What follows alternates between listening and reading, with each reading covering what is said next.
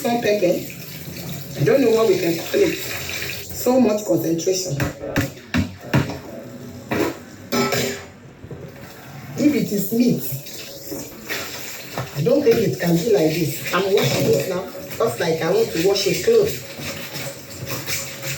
I'm washing it, and if I wash a cloth or meat, I think the meat should be cut into pieces. This one is not cutting at all. Get another water, concentration. That one is all the way. And wash it again. So, everybody, look at it. This is our kilishi. I finished washing. See the difference between the one that is already washed and the original one. Can we see the difference? See how transparent our kilishi is and how turgid it is to be cut into two.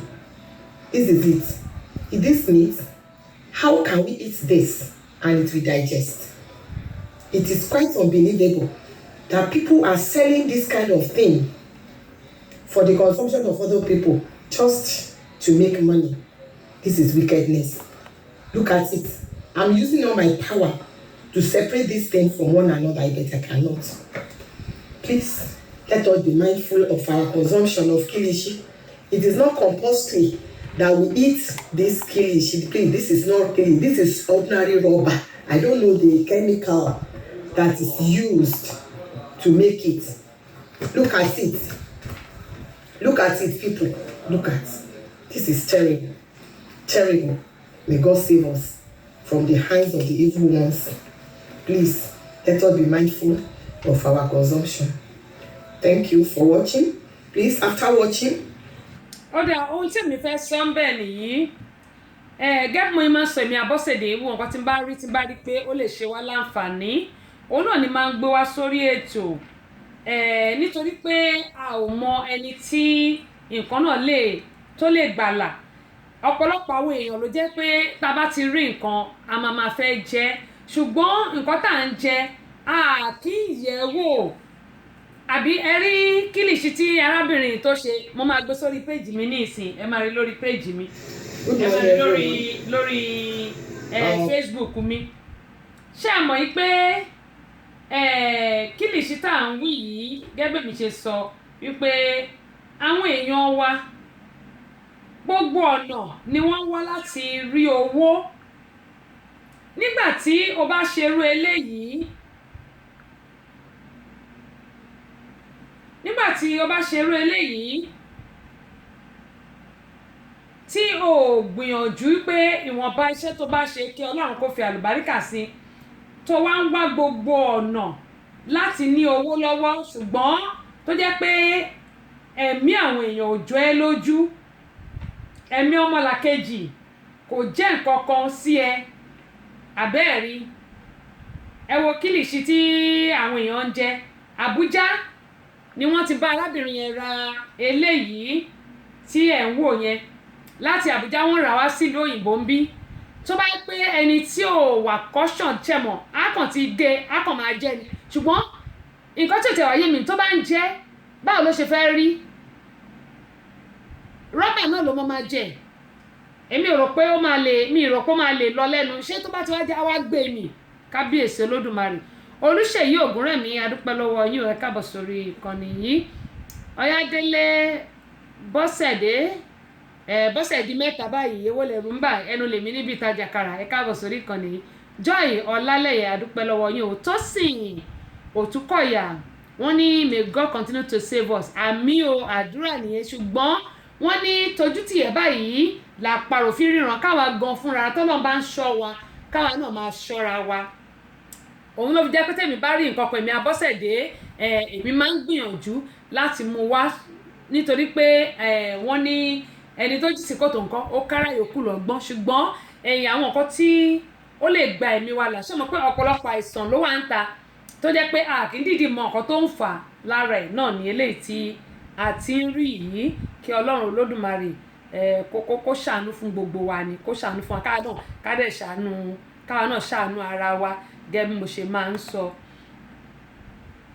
Bùkúnmi Atilọ́lá, Ìyá Ródeyọ̀, Fresh FM kò ní bàjẹ́ o, lágbára Ọlọ́run a mọ̀ orí sọ, ní tẹnugbó bí ọwọ́. Wọ́n ní ìyá wa ń gbádùn yín gan ni o, èmi náà ń gbádùn bẹ́yìn bó ti ń gbádùn tí inú òtútù. Bó tẹ̀ ti lè jẹ́ pé ńgbà mi ò kì í sọ̀rọ̀, ṣùgbọ́n mo máa ń rí ètò yín, èmi náà máa ń rí wò. Lágbára Ọlọ́run gbogbo wa a mọ̀ orí tajé ṣe láṣẹ Elédùmarè. Mo ti send flyer sí yín o.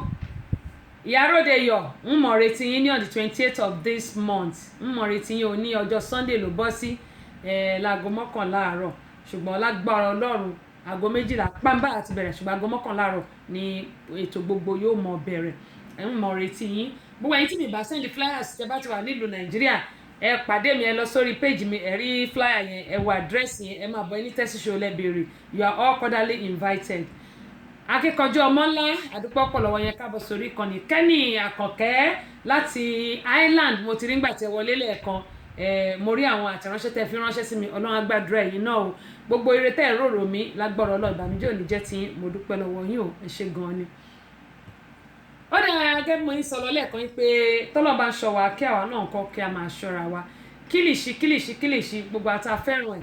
Ẹ jẹ́ kí a kọ́kọ́ ṣe bí arábìnrin ṣe bóyá ká kọ́kọ́ fọ̀, tó bá jẹ́ ẹran gidi ni lóòótọ́ kò lè dàbí eléyìí tí arábìnrin ṣe, rọ́bà òun leléyìí. Ṣùgbọ́n mo mọ̀ pé gbogbo àwọn tí wọ́n ń da omi àlàáfíà lu Nàìjíríà rú, Ọlọ́run Olódùmarè yóò gbà wọn kúrò ńlẹ̀. Nítorí pé nígbà tó bá fún àwọn èèyàn ní ìjẹkújẹjẹ, òun ló ń jẹ́ kí àìsàn oríṣiríṣi kó wọnú àgọ́ ara. Àìsàn tó jẹ́ pé ẹwo intestine, tá bá ti jẹ nǹkan tí yẹ ká jẹ sínú ara wa, ṣé mọ̀ nǹkan tí mò ń sọ, tá bá jẹ intestine wa ò ní lè digest ẹ̀, yẹn ni pé kò ní lè olọ́wà ò ní lè lọ, tí ò bá dẹ̀ ti lè lọ á di pé àìsàn máa wọnú àgọ́ ara nìyẹn. Lágbára Ọlọ́run àìsàn káìsàn kò ní ṣe gbogbo wa.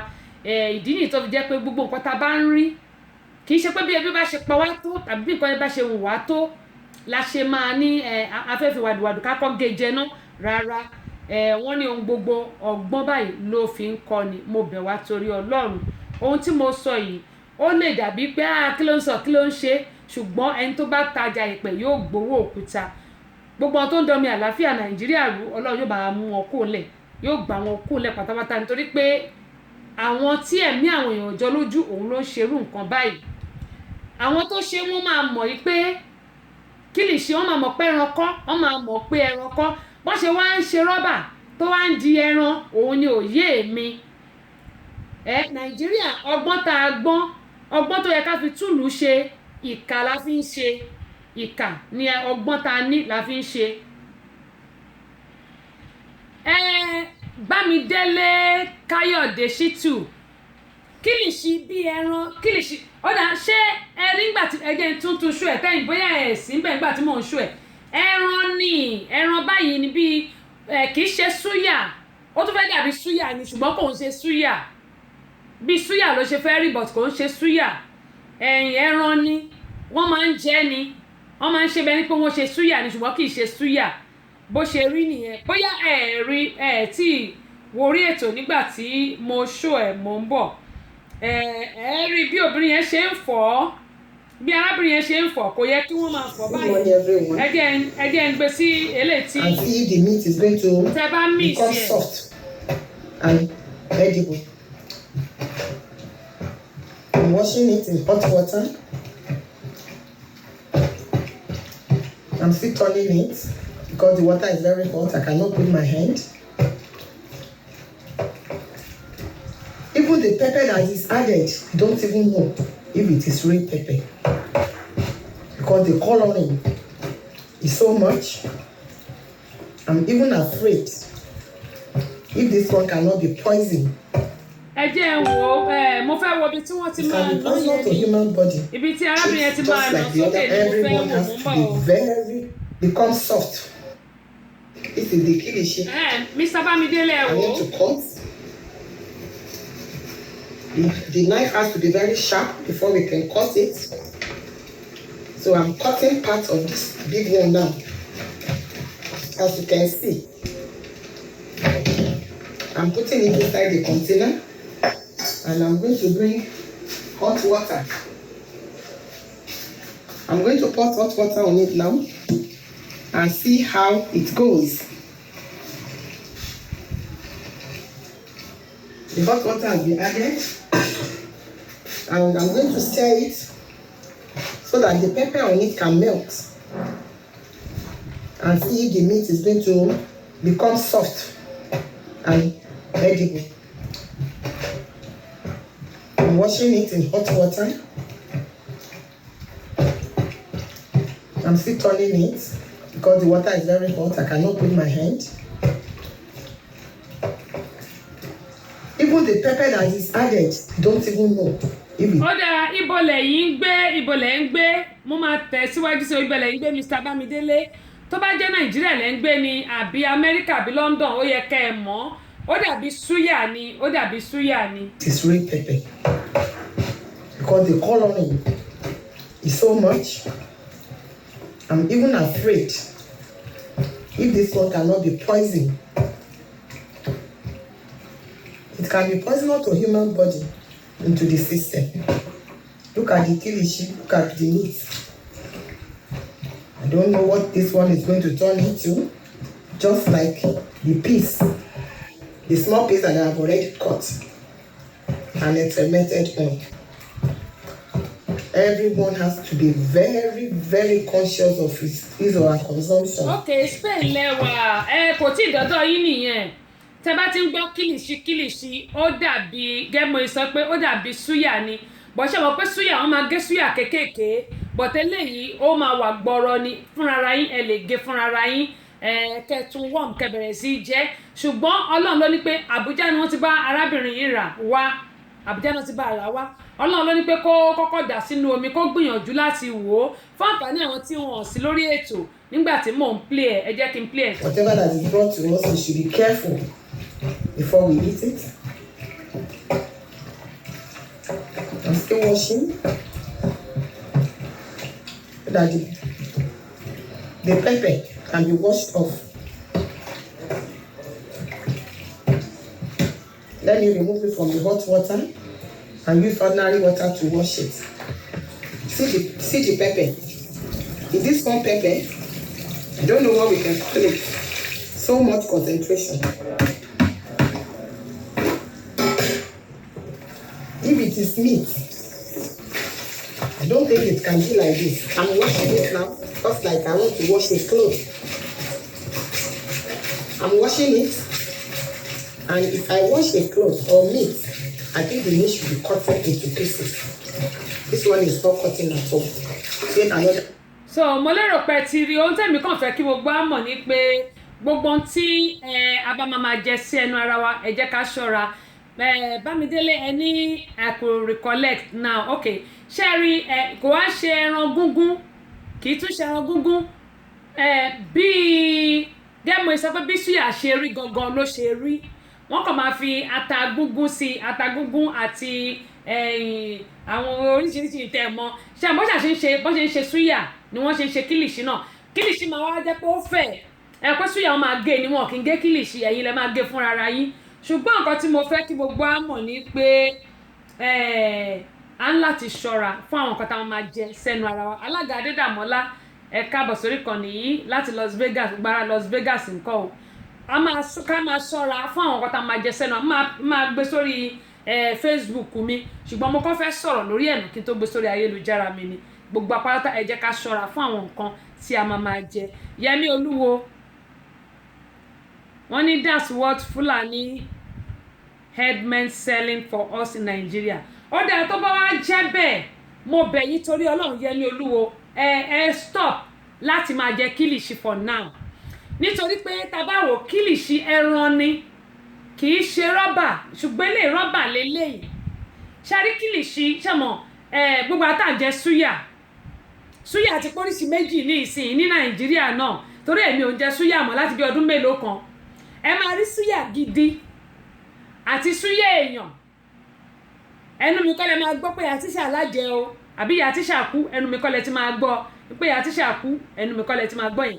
Nítorí pé àwọn kan wà tó jẹ́ pé kàkọ́ pa ẹran kan ṣe ní súyà bí wọ́n ṣe máa ń ṣe ọ̀tọ̀ nìkan táwọn ń tà àṣẹ súyà ẹran èèyàn ni wọ́n ń tà ṣe súyà àyàfi tẹ́ bá rí tí wọ́n bá gbé ẹran yẹn tó pẹ́ ẹran gangan lẹ́rí tán pa àwọn kan wà tó jẹ́ pé wọ́n máa ń pa ẹran àwọn tó bá ti mọ̀ wọ́n máa pa ẹran yẹn ń bẹ̀ wọ́n dẹ̀ máa bẹ̀rẹ̀ sí ṣe súyà yẹn ń bẹ̀ wọ́n máa bẹ̀rẹ̀ sí ṣe fáwọn èèyàn ọ̀tọ̀ nìyẹn ṣùgbọ́n àwọn kan wà nílùú nàìjíríà tó jẹ́ pé súyà tiwọn ìdàkejì ni tí kì í ṣe ẹran góòtì abẹ́ran màálù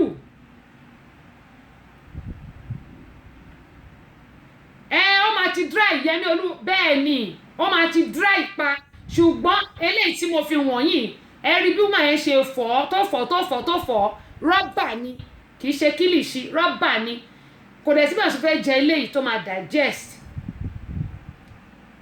intestine èèyàn ìgbà wo náà ni intestine gan ò ní lọ́pọ̀ mọ́ra wọn tí ò ní bàjẹ́ tí fún ò ní lọ́pọ̀ mọ́ra wọn a ní láti ṣọ́ra Banky Food Odùtayọ̀ ẹ̀ka àbọ̀ sórí ìkànnì yìí ohun tí mò ń sọ ni pé gbogbo nǹkan tá a máa jẹ sẹ́nu máa jẹ́ ká ṣọ́ra onímọ̀ yín sọ pé gbogbo àwọn tó ń domi àlàáfíà lu Nàìjíríà Ọlọ́run bá wa gbá wọn kó ńlẹ̀ ṣùgbọ́n àwọn gan fúnra wa a ní láti gbìyànjú láti ṣọ́ra pẹ̀lú àwọn kan tá a máa jẹ sẹ́nu ara wa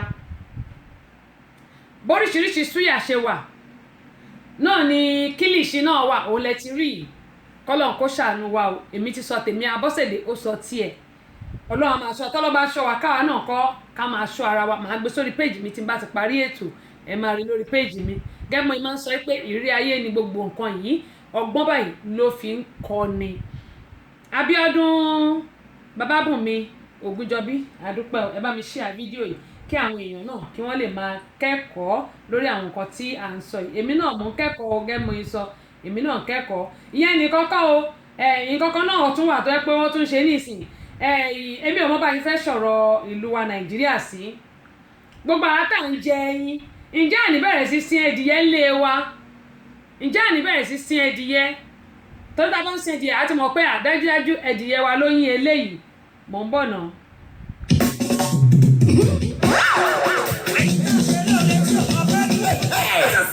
Abọ́sẹ̀dé ọmọ bàbá ọlọ́pàá ọ̀kan lára àwọn ìràwọ̀ olókìkí tó ti pa Sàlájì Ismail Ọláníyàn dókítà Ayọ̀ Lédìdé olùdarí tẹsíṣọ́ rédíò and tẹlifíṣàn tó fi ìlú Amẹ́ríkà sí ibùgbé. wọ́n máa ṣe àkójáde free CD mẹ́ta àti audio CD kan pẹ̀lú ìfàmìẹ̀yẹ dáwọn ọmọ Nàìjíríà tó ti ṣe gúdúgúdú méje tó ti yàyà mẹ́fà lọ́la nílẹ̀ yìí àti lókè òkun ọjọ́ Sunday 28 oṣù July 2019 tàwa yìí ni o. aago méjìlá ọ̀sán lè tó gbogbo máa bẹ̀rẹ̀ síbi àbẹ̀kẹ́kẹ́ ìgbé láti Amẹ́ríkà olóyè nọ́ọ̀sì Tìjàní àti Amẹ́ríkà very fasaki paṣọ Jésù láti London Alhaji Chief Abdulrasheed Ọláwọlé ọmọ ògùn ọ̀run babalájẹ ìpínlẹ̀ Ọ̀yọ́ àtàwọn èèyàn pàtàkì míì alága ọkùnrin ọjọ́ náà ní alàgbà Festus Adédèjì nígbà tí alájà Ṣùfàrù Adélé ó sì Ọlọ́run máa jẹ́ alága obìnrin àlejò pàtàkì ní kalẹ̀ lọ́jọ́ náà ní evangelist Dr. Ọláyínká Joel Ayéfẹ́lẹ́ mọ́ ẹ̀ ọjọ́ Sunday 28 oṣù July 2019 tàwa yìí ni o Jesus Celebration Center tó wà ládójúkọ Honors petrol station àdégbà yìí ní Ìbàdàn Ifẹ̀ express road Ìbàdàn ló ti máa wáyé o gbogbo wa la máa lọ́jọ́ ẹ̀yẹ o ẹ̀ṣà yẹ.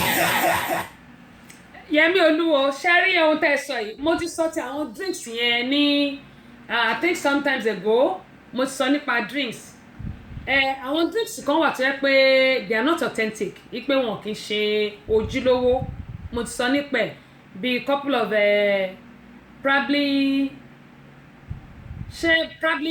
couple of months ago bẹ́ẹ̀ 2, 3, 4 months mo ti sọ nípa ẹ̀ ṣe rí àwọn drink like àwọn malt kan wà tó jẹ́ pé Olúfúnkẹ́ Ọdẹ́lẹ̀ láti Germany babalẹ̀ káàbọ̀ sórí ìkànnì yìí mo ti sọ̀rọ̀ àwọn drinks kan tó jẹ́ pé bíi malt ni tẹ́ bá wo original àti ayédèrú tí wọ́n ń ṣe ó yàtọ̀tọ̀ síra wọn then tẹ́ bá wo ara àwọn tó bá mu ọtí èrò èmi ní ìsè mi ò kí ń mu ọtí mi ò mọtí mu ṣùgbọ́n àwọn juice kan náà wà mi mọ̀ tí bóyá tí n bá wọrí Facebook mo gbé sórí Facebook ń gbà kan bóyá bí sometimes ago náà ni o kò tí ì ju bóyá bí couple of months not 2 months probably 3, 4 months 5 months I think I put it on my Facebook ṣáárẹ̀ àwọn drinks yẹn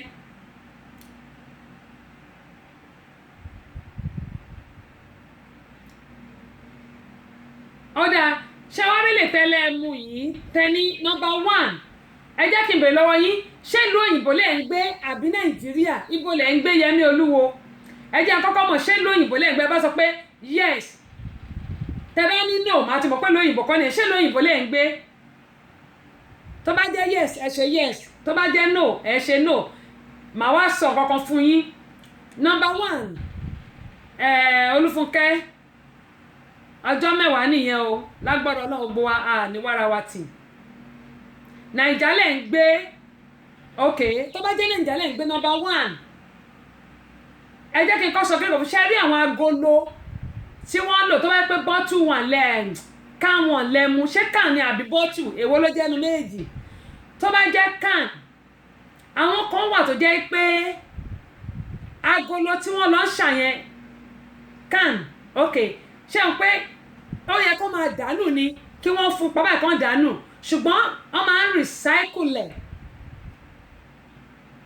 New York lẹ́ ń gbé ok ẹ̀yin tiwantiwa àjọ ń gbé bí ni ẹ jẹ́ wá sọ kí ní kan fún Atalanta lèmi náà ń gbé ṣé ẹ rí tẹ́ bá lọ sí Naija àwọn àtàwà nílùú òyìnbó first thing first nǹkan kan tí mo fẹ́ kẹ́ máa mọ̀ ni mo rántí ìgbà tí mo lọ ní 2 months tí ó ti pé 2 months báyìí 2 months ago tí mo lọ sílé mo lọ ṣiṣẹ́ mo lọ ṣe MC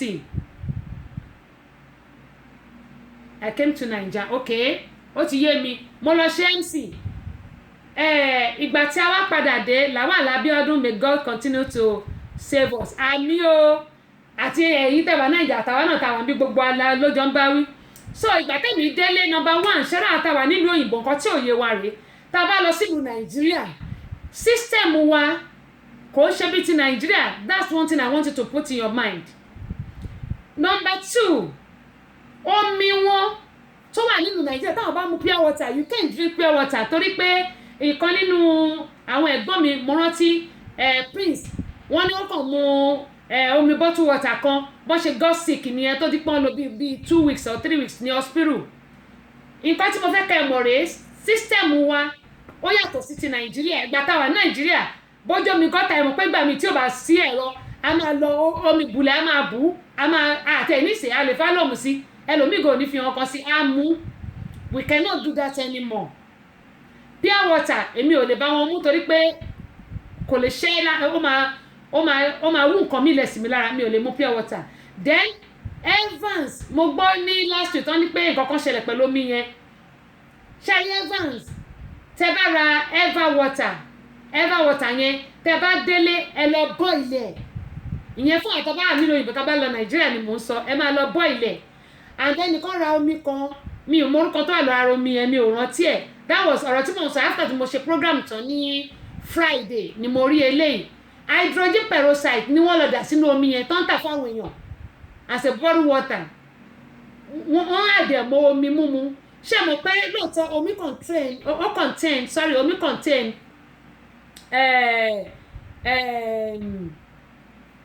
kí láti mo ń bọ̀ o ok mo máa rántí torí pé omi tá à ń mú bí báyìí tá à ń mú nílùú òyìnbó tẹ́ bá wo omi wa ní ó yẹ ẹ jẹ́ kí n ṣàṣẹ torí mi mọ̀ nǹkan tó mú mi gbàgbé mi mọ̀ nǹkan tó mú mi gbọ́ wà ní ọpọlọ mi tẹ́lẹ̀ àwọn omi tá à ń mú ní ìlú òyìnbó ń bì ó contains a lot of ó dà pé mo ń bọ̀ ẹ jẹ́ kí n ṣàṣẹ ẹ má bẹ ẹ jẹ́ máa sọ̀rọ̀ mi lọ so mo máa rántí gẹ́mọ̀ ìsọ̀lọ́ pé nílùú Nàìjíríà á láti ṣọ́ra torí eléyìí tí bọ̀bọ̀ yẹn tí ó rà hydrogen peroxide half of a bottle ní hydrogen ìgbà tó ń bù sílẹ̀ lẹ̀ ẹ máa ti rí pé hydrogen ni torí pé egbò náà máa ń fi hydrogen wẹ̀ egbò ni wọ́n máa ń fi hydrogen wẹ̀ ṣùgbọ́n ìyẹn ní pé wọ́n máa fi ń wẹ̀ tàbí ẹni tó bá ṣe operation tàbí èèyàn ní fresh cut hydrogen wọ́n lè fi sí ọ̀ọ́kán fi iodine but hydrogen wọ́n máa ń lò dáadáa fún ẹni tó bá ní cut ṣùgbọ́n omi táwọn mú nílùú òyìnbó ń bí báyìí mo máa rántí o ó contains àwọn nǹkan kan tó jẹ́ pé ó wà nínú àwọn omi tiwa òun ló fi jẹ́ pé a máa sọ fún àwọn èèyàn pé kó má mu omi tap water the best even gawa náà tàwa nílùú òyìnbó ń bí tap water wa àwọn omi yẹn tẹ bá wo àwọn omi tá à ń mu kò ń ṣe omi tó jẹ́ bí omi natural bí ti Nàìjíríà kò ń ṣe omi natural òun ló fi jẹ́ pé àwọn ẹlòmíì máa ń lọ ra bottle water tó máa ń rà yẹn náà ẹlòmíì a ní ó contain bóyá bíi 10% off màá rántí ṣùgbọ́n àwọn omi tá à ń rà yẹn náà ọ̀pọ̀ ìgbà la máa ń sọ fáwọn èèyàn pé kí wọ́n sè omi tap water náà ká sè tàbí ká lọ ra àwọn mo máa rántí omi ìmọ̀kan tó ṣe mí tí mo gbàgbé o tẹ́ bá ti rà á bíi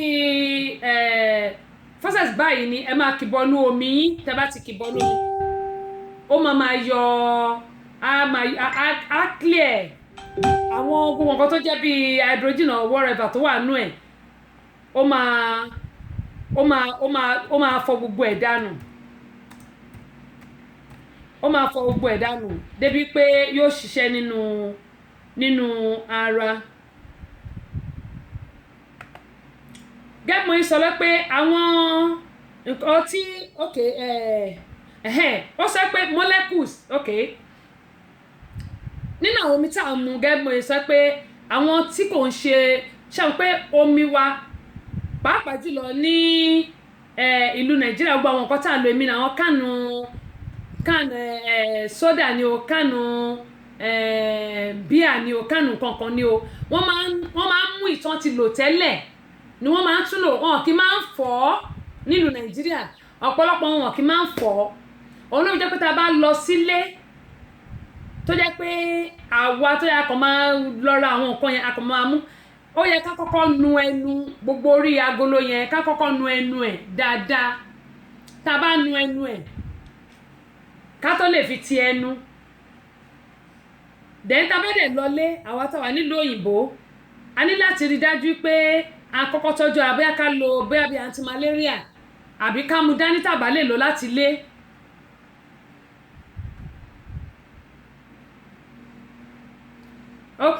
wọ́n ní New York tap water is good even better Nigerian bottled water. ṣé mọ̀ èmi kàn mọ̀ pé ní ìlú òyìnbó tá a wà yìí náà àwọn omi wa tí àwọn ọmọ tó wà ní tap water ẹ rí pé tí a bá mu àwọn omi yìí ó máa ń ní àwọn taste kan ní ìmọ̀ ayọ̀ colouring. Granada water is drinkable ṣé Nàìjíríà nìyẹn wà èmi ò mọ̀ yẹn Eva water lèmi máa ń rà tí bá délé Eva lèmi máa ń mu torí mo like Eva water àti pé tẹ́mi bá máa rà ẹ máa wo expiring date ẹ̀ torí mi máa ti expire Ògidì rédíò ẹ káàbọ̀ sórí kan ní mi máa ti expire Bámidélé Ṣítù mi máa ti expire Yẹmí Olúwo tí ẹ bá wo expiring date ó ṣeéṣe Fẹ́mi Dáramọ́lá ẹ káàbọ̀ sórí kan ó ṣeéṣe pé ó ti expire dẹ̀ ń ṣe ráwọn kánù ọtí tá a mú yẹn bóyá Pepsi ni o Mirinda ni o ìgbà mi wà tẹ́ pé àwọn kánù ẹ̀ á ti rust ṣùgbọ́n tí a bá nù bóyá torí pé ọ̀fun gbẹ wá a sáré gbé sẹ́nu a mú Bámidélé mo mọ̀ pé Spain lẹ́wà ẹ ti sọ mo mọ̀ Ṣítù mo mọ̀ tí a bá sáré mú ó máa ń fa ó lè fa àwọn àrùn sí wa lára pàápàá jùlọ àwọn tó pé a kì í gbèlú Nàìjíríà ṣe láwọn tó wà nílùú Nàìjíríà àwọn nǹkan tí wọ́n mú bẹ̀ ó ti bá wọn lára mu torí pé bẹ́ẹ̀ náà ń gbé even tó bá bu omi bulẹ̀ tó bá mú nǹkan kò ní ṣe wọ́n ṣùgbọ́n àwọn tá a bá wà nílùú òyìnbó tá a bá lọ tá a bá mú èèyàn lè ṣàìsàn kó di nǹkan tó yẹ pé wọ́n máa gbéyàn lọ sí ilé ìwòsàn. gẹ́mọ̀ yìí sọ wípé àwọn kan wa nílùú Nàìjíríà irú ní ìsìn ẹ mọ̀ pé ẹ wo ìlú for instance ní gbogbo ìlú òyìnbó mi mọ́ ti London o mo lè sọ ti Amẹ́ríkà Olúníyì Olúṣẹ́gun ẹ̀ka àbọ̀ sórí kan ní àwọn bá mi share fídíò yìí mo lè sọ ti Amẹ́ríkà tá a bá mu bottle water ẹ máa dànù tẹ́ bá ti mú tán ẹ máa sọnù àwọn Nàìjíríà wọ́n máa ń tọ́jú ẹ̀ pamọ́ ni tẹ́ bá mu èmi ni àwọn sodas yẹn Fanta ni o Mirinda ni o soda tẹ́ bá ti mú ẹ máa da agolo ẹ máa fún pa máa sọnù wọn kì í recycle kankan ṣùgbọ́n nílùú Nàìjíríà wọ́n máa kó pamọ́ wọ́n máa lọ tún ta ìgò tá fi mu Pepsi Mirinda onígòdé yẹn ṣe mọ̀ pé àwọn ògò yìí wọn kì í máa ń fọ́nù wọ́n lè gbé kí wọ́n tún da ọtí mi kán tún rọtí mi sínú Adéníyì Adémọ́lá láti HM2 ẹ káàbọ̀ sórí ìkànnì láti London kán tún da ọtí mi sínú ẹ̀ wọ́n á tún dé pa ọmọ rí tán fi dé náà wọ́n lè má fọ ọmọ rí kán fi dé ṣe mọ̀ àmọ́ èèyàn mọ bọ́yẹ ṣe akọ̀gbẹ́ akọ̀mú náà ni gẹ́gẹ́ bí mo máa ń sọ eléyìí àwa tá a bá wà nílò òyìnbó tá a bá lọ ìlú Nàìjíríà ṣe mọ̀ pé ó lè fà á kí èèyàn kí ó ṣàìsàn òun ló fi jẹ́ pé à ń láti ṣọ́ra pàápàá jùlọ àwa tá a bá ń ra omi ẹ jẹ́ ká máa gbìyànjú bóyá wọ́n máa bọ́ ilé ẹ̀ ni a lè ra omi láti inú plane ká gbé dání tó bá tẹ̀ jẹ́ at least bottle kan tí ta máa fi débi tá à ń lọ omi tá a bá wá rà àwa ní kán bá wa sè é Prince Adégbóyèga Afọlábí ẹ káàbọ̀ sórí ìkànnì àwa ní kán bá wa sè é tó bá ti bá wa sè é gbogbo nǹkan tí ó wà nínú omi yẹn á kú gẹ́gẹ́ bọ́n sọ pé kẹ́míkà wà nínú omi lóòótọ́ kẹ́míkà wà nínú omi àwọn kẹ́míkà yìí ó lè ṣe àìlera fún ara wa òun ló fi jẹ́ pé àwọn omi tí a bá rà a ní láti sè é pàápàá jùlọ àpá tí a bá wà nílùú òyìnbó tó jẹ́ pé a sí nílùú Nàìjíríà a ní láti ṣe bẹ́ẹ̀ gẹ́mọ̀ yín sọ pé àwọn ọtí àwọn drinks kan fruit kan wà ní juice ni ó wà nílùú Nàìjíríà tó jẹ́ pé wọ́n ń tà tó jẹ́ pé ayédèrú ni ó wà nù àwọn bọ́tù mo sọ́ngbà kan máa wo orí péjì mi ṣá máa wò àwọn drinks tí mò ń sọ yìí àwọn drinks yẹn àtọwọ́dá ni wọ́n àtọwọ́dá ó wá jẹ́ àwọn juice ni wọ́n kọ sí kò ṣe Five-Alive o Five-Alive kọ o eléyìí àtọwọ́dá ni ọmọ orí ẹ̀ ó fẹ̀ díẹ̀ báyìí mo ti gbàgbọ́ orúkọ ẹ̀ ni àtọwọ́dá ó yàtọ̀ sí àwọn Five-Alive àwọn ṣé gígé àbí kí náà pe àwọn ìtọ́ṣẹ̀ṣẹ̀ ní tó dàbí ọsàn lásán yẹn kò ṣòun eléyìí àtọwọ́dá ni wọ́n ti ẹ̀ ṣó iléeṣẹ́ tí wọ́n ń ṣe tó yẹ pé wọ́n mú àwọn ọmọ Nàìjíríà tó ń ṣe àwọn Ìgbò ni wọ́n ń ṣe àwọn Ìgbò ni wọ́n ń ṣe ó ní mo sọ pé à ń láti ṣọ́ra àtàwátàwà nílùú Nàìjíríà fún àwọn nǹkan táwọn máa mú sí ẹnu wa à ń láti ṣọ́ra gidi gan nítorí pé àìsàn ní fi ilé àwa ṣe bùgbé.